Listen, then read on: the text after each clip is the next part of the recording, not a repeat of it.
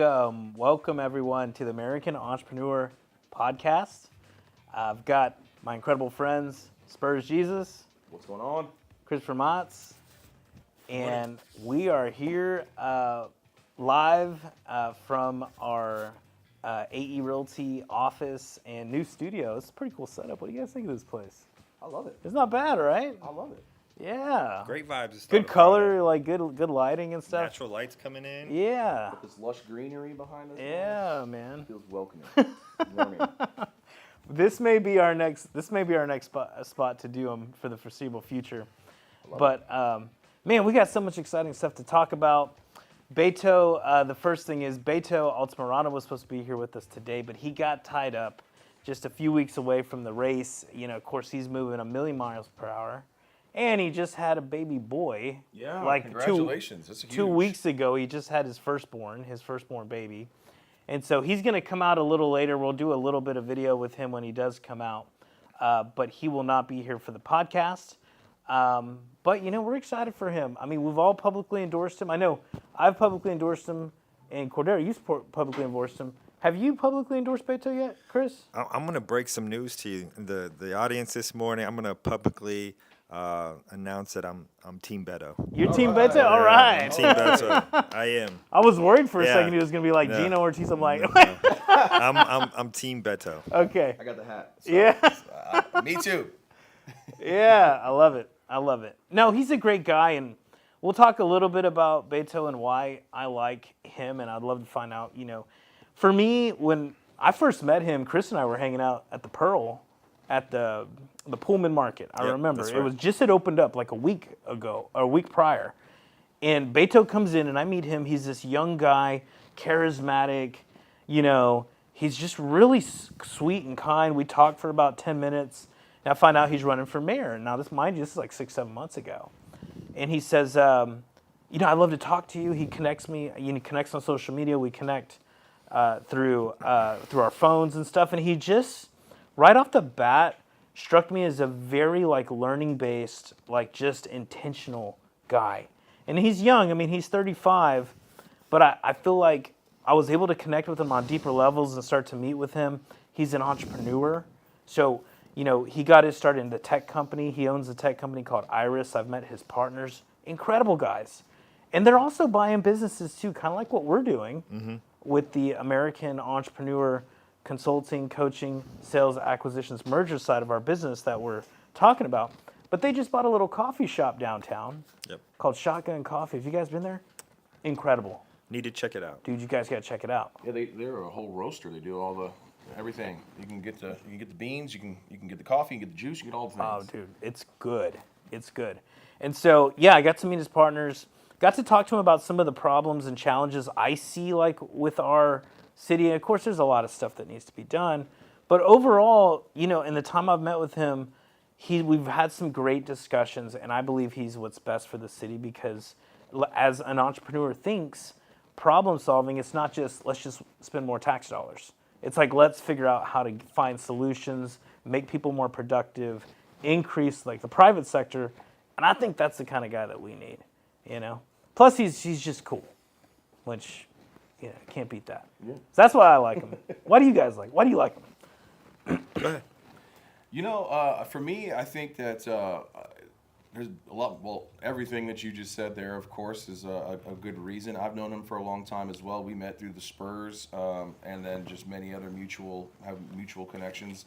And you know, I think that having a young presence in San Antonio who's forward-thinking for the future and has a great vision for keeping things progressing, as well as focusing on sustainability and green energy and things like that.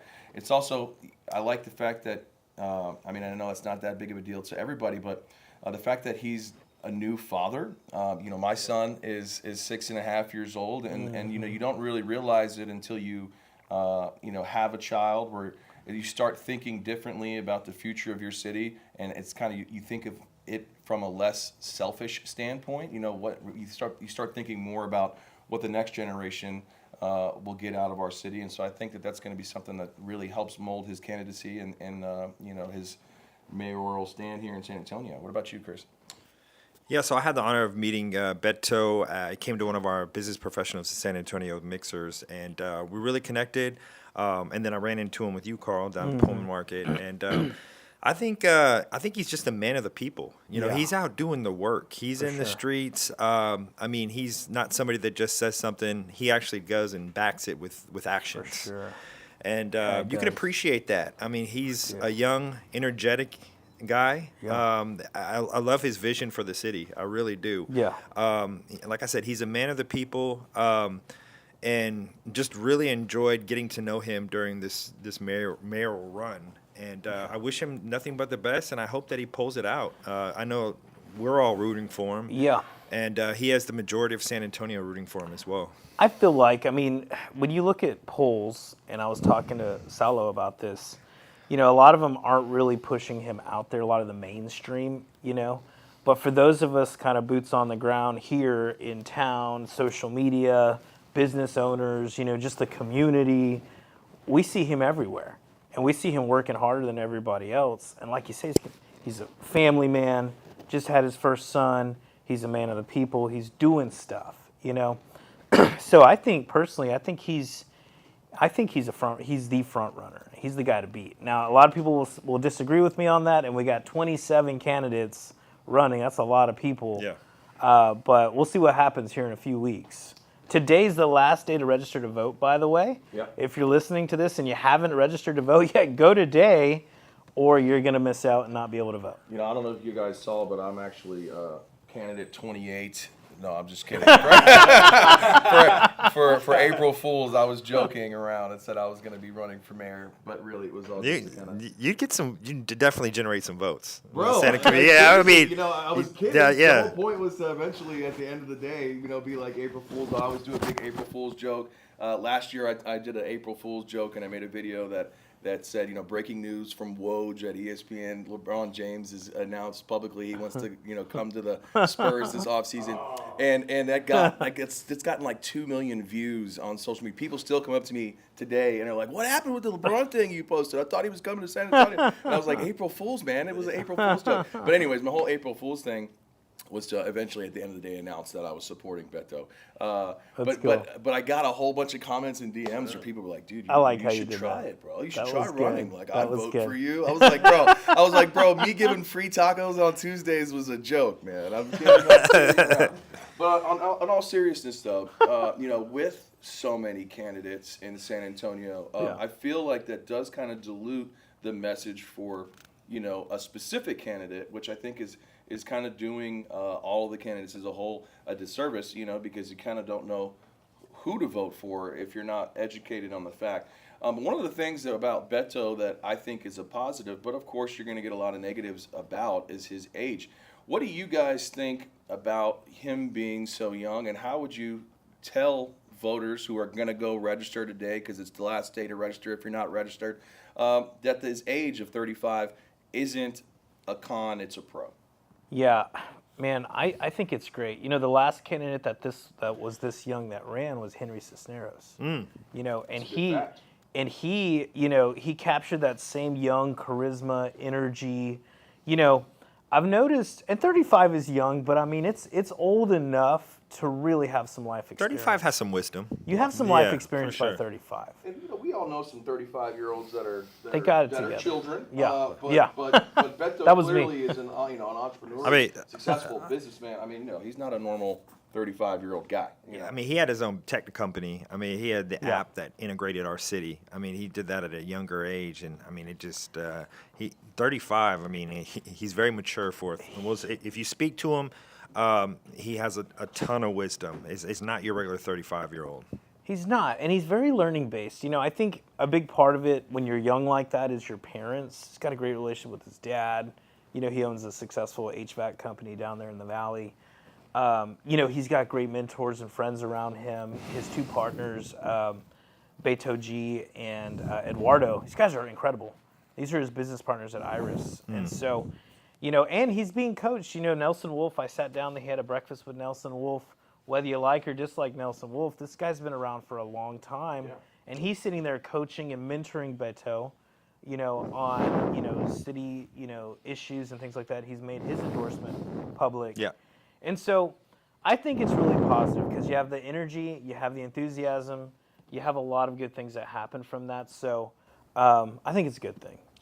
Yeah, I mean, I think that also, it's not like he just started a random app, dating app or something. I mean, Iris is a big deal company. I mean, he's in the cybersecurity space. They are. He's got a lot of responsibility and a lot of trust from the government and things like Yeah, that. So, yeah, big one. I think that their 35-year-old, Yeah, he's good. he's more like a 65-year-old.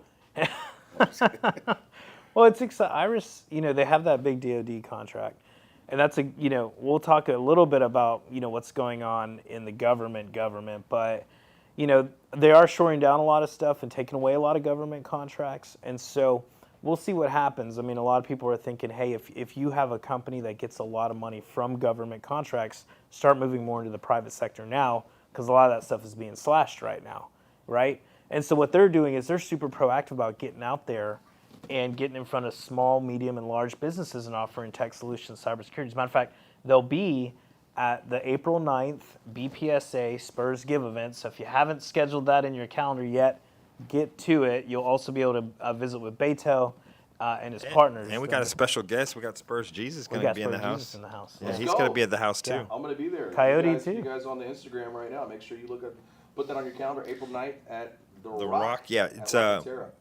BPSA, Business Professional of San Antonio. If you come out that evening, we are raising funds for Spurs Give, which is the nonprofit arm of Spurs Sports Entertainment. 100% of those proceeds goes directly to them. We don't touch any of the money.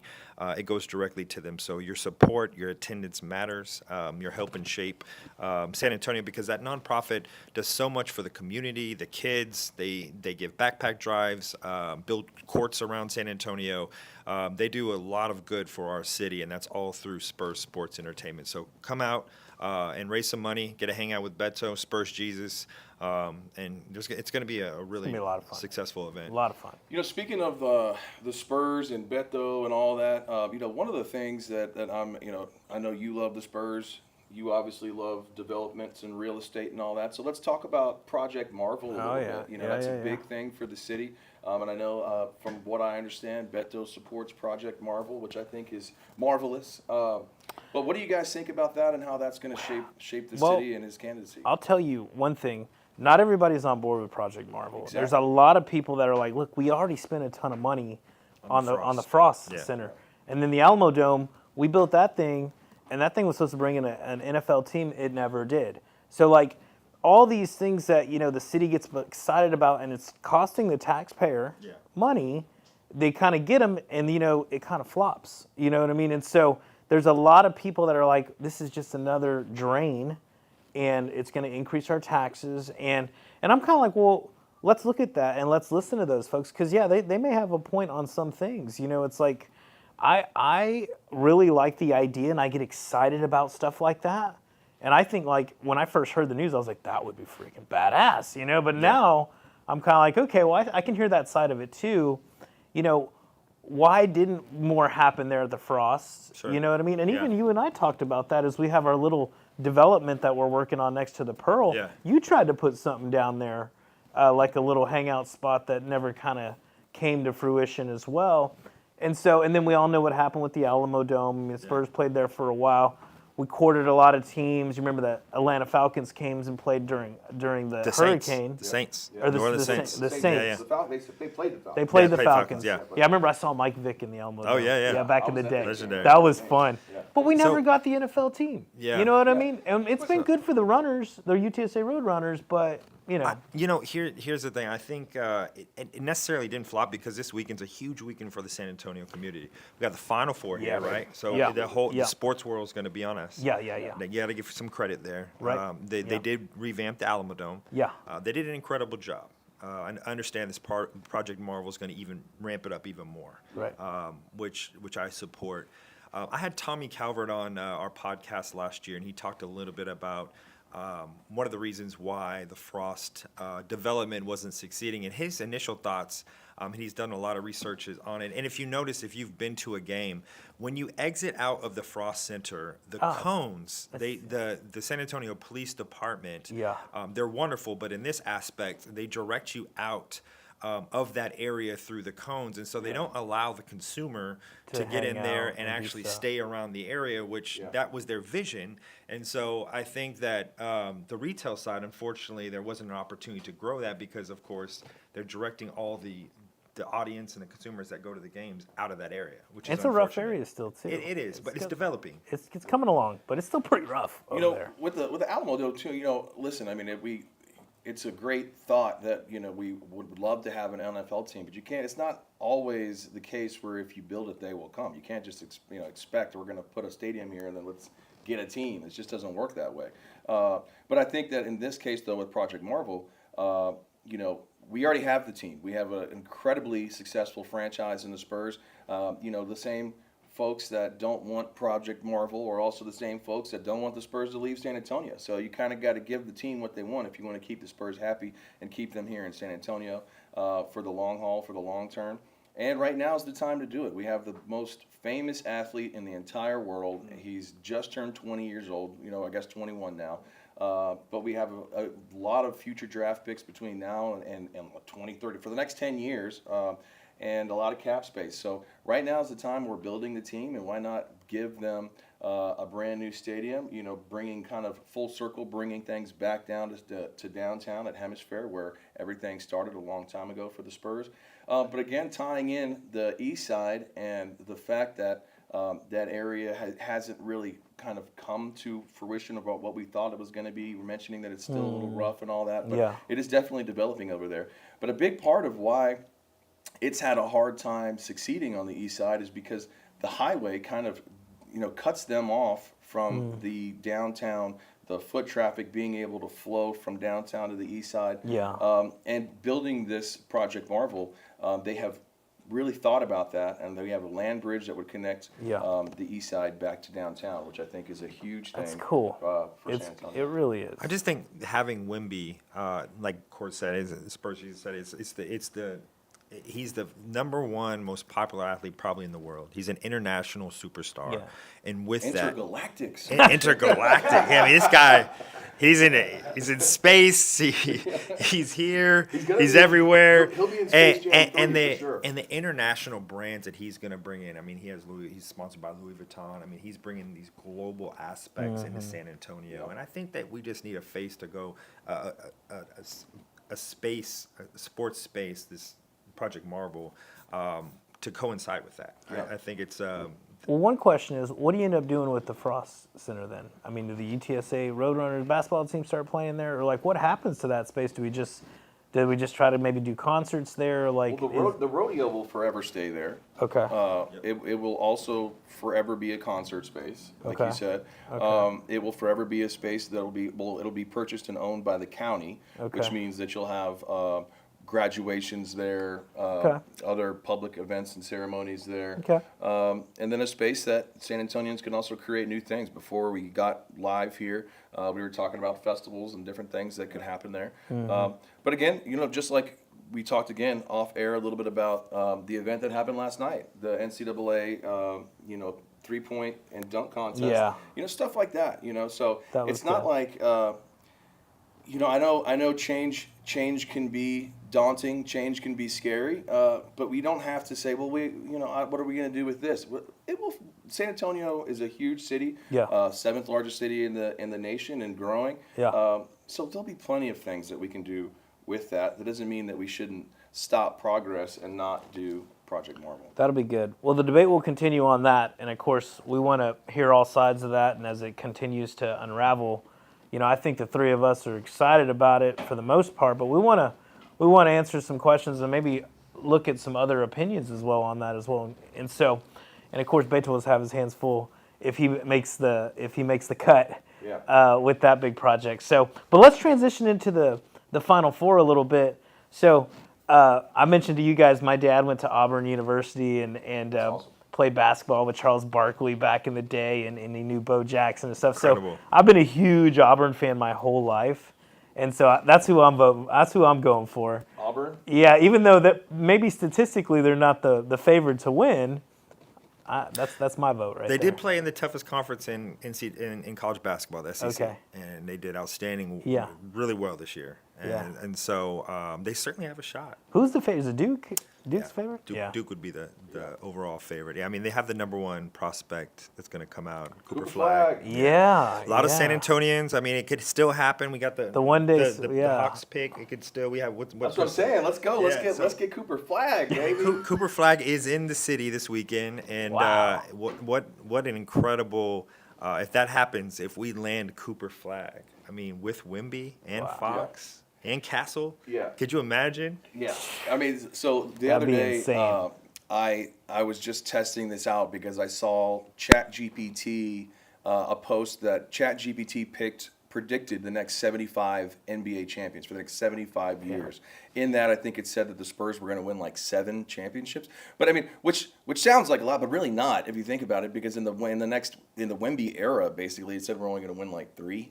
And then in 2055, 2056, and 2057, we're gonna three-peat. We're gonna back to back to back. Three-peat. Oh Yeah. man! Well, that's so, Finally. But anyway, I was like, this is crazy. I was like, what are you talking about? Because I mean, how could ChatGPT predict that when you're talking about athletes, players that haven't even been born yet? You know what I mean? And then they're kids at some point. So I took it one step closer and said, how many championships do you think the Spurs will win in the next 10 years? And Yeah. we went back and forth, me and ChatGPT, and it was talking about 2 to 3 as long as we use our cap space wisely and use our draft picks wisely. And then I asked, okay, so what do you think if we land Cooper Flag? And ChatGPT went nuts. It was like, if we get Cooper Flag, you can just give the Spurs the next 10 years of champ. Give them the rings now. 10 Wemby and Flag together, it's done. Yeah, it's going to be an exciting weekend. So the 4 teams, of course: Auburn, Florida, Duke, Houston. So Chris, you haven't given us your pick yet.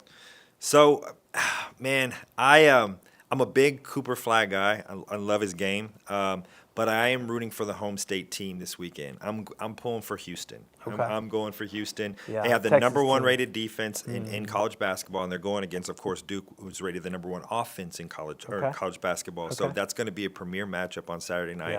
Yeah. I'm really rooting for the Houston team. a They're lot of grit, they're grimy. They played, of course, in the Big 12. They won the Big 12 this year. Yeah. Really solid athletes, great coach. So yeah, I'm going with them. I'm rolling with them. Who do you predict to be in the championship game? So it's Houston, Duke, and I'm taking the underdog. I know underwhelmingly Duke's the favorite. I'm going Houston, and then the other game. Cara, I'm sorry, man. I'm no. sorry. Don't do it to Florida me. is a really Don't do good it to team, me, man. bro. They're that point guard, man, is incredible. And their coach is 30 years. We were just talking about Beto being 35. Florida Gators coach is 30 years old. Is he really? Hey, Wow, I 30 didn't know years that. old, came from San Francisco University, stud. Is he really? Genius on the court, and he Okay. knows how to coach. And so I'm going Houston, Florida, and then I'm picking Houston to win it all. right. I am. All right. I'm going championship game, Duke, Florida, and I'm taking Duke. I'm just putting this out in the universe. Let's manifest it. I'm going to say that I want Cooper Flag to win his NCAA championship here in San Antonio, so he has that love for the city, and then we draft him. Let's go. I got the big underdog. I've got Auburn and Houston because I want my Texas team. They're my number 2, and I say Auburn takes it all. Let's go. It is Let's go, pretty Tigers. cool. War Eagle. We can make it War happen. Eagle, That's baby. It is pretty. It's a cool aspect that so David Robinson's son is a coach for Duke. And so you've seen him tied with that program all season. And so you'll see him this weekend supporting the Blue Devils. And that's a cool aspect to have. The Admiral's a legend here in San Antonio. Who doesn't love D-Rob? And so man, I think the best. city's going with you, Court. I think that everybody's going for the Flag and the Dukies. But it should be – I mean, this is the first time since 2008 that all number 1 seeds made it to the Final Four. In 2008, it was here in San Antonio, too, with my Kansas Jayhawks winning it all that year. that's And right, so that's we're right. excited. It's going to be a fun weekend. It's going to be so fun. So fun. Well, I guess we'll know by Monday is the championship game? Yeah, Monday night. Monday night, okay. What are you going to So- do any of the fanfare stuff? You know, there's a lot of outside of basketball. There's so much going on in the city. Shaq is here with his podcast. Have you guys seen the blimps? I'm There's a little blimps overwhelmed. flying I'm a little Blimps. overwhelmed with everything going on in our town right now. You got Yeah. the mayor, you got the Fiesta coming up, you've got It's also Valero Open. NCAA. Valero Valero Open? Yeah, we didn't even talk about that. I mean, the city is popping, I'm just as the overwhelmed. cool kids say. It's like my senses are overwhelmed. I don't know how to handle it all. You know? Yeah, have you seen the blimps? You haven't seen the blimps? I have not seen the blimps. So there's a big Charles Barkley blimp and a Magic Johnson blimp, and I was joking earlier on my radio show, the Saytown Shoot Around, that Charles Barkley infamously made fun of San Antonio women for being gorditas. But it's funny now. I remember that. He's as big as a blimp flying over San Antonio. So, yeah. But lots of cool stuff going on. This weekend we got the Music Fest, which is fantastic. Kicks off tonight. But we got Pitbull, Mr. Worldwide. I like Worldwide. him. Yeah. He's fun. Yeah, you Yeah. look like Mr. Worldwide. If we shaved your head, I'll take that. I'll take that. I'm just Oh, man. I just mean the fit. You look. You're a handsome man and well dressed. And then so we got T-Pain. Yeah. T-Pain. Who doesn't love some T-Pain? I love Buy it. you a drink. That's it. That's it. Yeah. And then we got the big one on Sunday. That just Yeah. dropped a couple of days ago. We got Travis Scott Oh my gosh, coming and yes. performing in Is he San coming? Antonio. Travis? Travis No way. Scott is going to be When in the is he gonna- city. What day? Yeah. What day is he gonna Sunday. be? Sunday. Yeah. 1902. Yeah, 1902.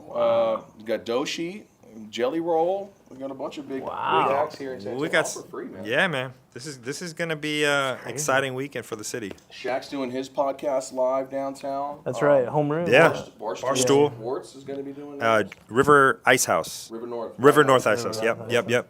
Lots of Man. cool stuff, man. It's almost too much. How do you make it till all of it? There's a couple river parades too. I think today, or either today or tomorrow. But there's a kickoff pep rally, river parade, and then on Monday, I believe on Monday, it's either Monday or Tuesday. But the winning team will go on another river parade tour. So lots of. What? And one more thing: if you're tuning in here, you're looking for something free today with the kiddos. The teams are hosting an open practice today at the Alamo Dome. So you can go down there. This is a free event. Check out the team's practice. You have to look at the website to see what time your team specifically goes on. But it's a free event, and I've been to it a couple times. Really cool event. You get to see all the teams warm up, practice, shoot around, and be part of the NCAA Final Four environment. That's great. Well, guys, it's been a really fun discussion today. Before we completely slow it down, because this is the whole idea and concept behind American Entrepreneurs to really come in and help some entrepreneurs. And, of course, we're doing a lot of that with BPSA, with our marketing stuff. And so a lot of people have been freaking out lately with these tariffs. Like, oh my gosh, everything's going to get so expensive. And it's true, things have already started to get more expensive, and the stock market's been a huge decline. And so everybody's kind of like freaking out a little bit. Salo and I were talking about it today. You know what?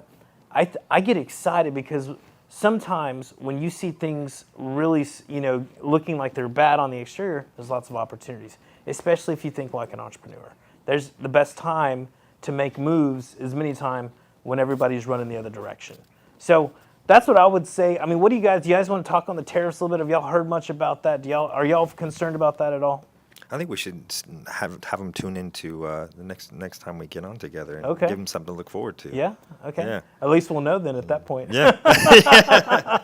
We'll know how bad it's gotten, I mean, at least we'll have our Fiesta medals done by then, so we don't have to get those from China, right? They're already on the way, baby. En route. Yeah, you can't jack the price up on our Fiesta medals, whatever you do, regardless of the tariffs. Listen, I'm a big, I throw a lot of events. Fiesta's coming up. I just need to stop the tariffs on tequila. All right, Yeah. You need a sign. Yeah. Okay, calm down.